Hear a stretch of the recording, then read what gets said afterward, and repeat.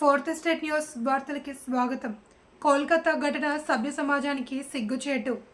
Democratic association of Andhra Pradesh గ్రామ ward సచివాలయ ప్రభుత్వ ఉద్యోగుల సంఘం రాష్ట్ర ఉపాధ్యక్షుడు గురుగుబెల్లి కిరణ్ కుమార్ స్థానిక సంతకవిటి మండల గవర్నమెంట్ జూనియర్ కళాశాల నుండి ప్రధాన కూడలి వరకు ఇటీవల కోల్కతాలోని ఆర్జీకర్ మెడికల్ కళాశాల ట్రైనీ వైద్యురాలిపై జరిగిన అత్యాచారం ఆపై హత్య ఘటనకు నిరసనగా ప్లకార్డులు, నల్ల బ్యాడ్జీలతో భారీ ర్యాలీ నిర్వహించి నిరసన వ్యక్తం చేశారు.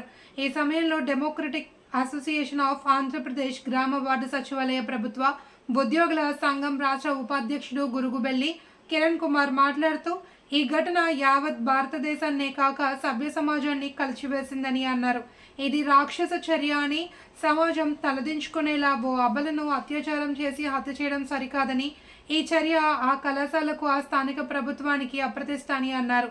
ఈ కార్యక్రమంలో సాయిలక్ష్మి, సుభాని, మోహన్, దుర్గాప్రసాద్, వెంకటరమణ, స్వప్న, చంద్రశేఖర్, ఉపేంద్ర, వాసు, సూర్య, శివ, చిన్నికృష్ణ, సంతోషి, శివ, లక్ష్మణ్, హరీష్, శ్రావణి, రూపావతి, భారతి తదితరులు పాల్గొన్నారు.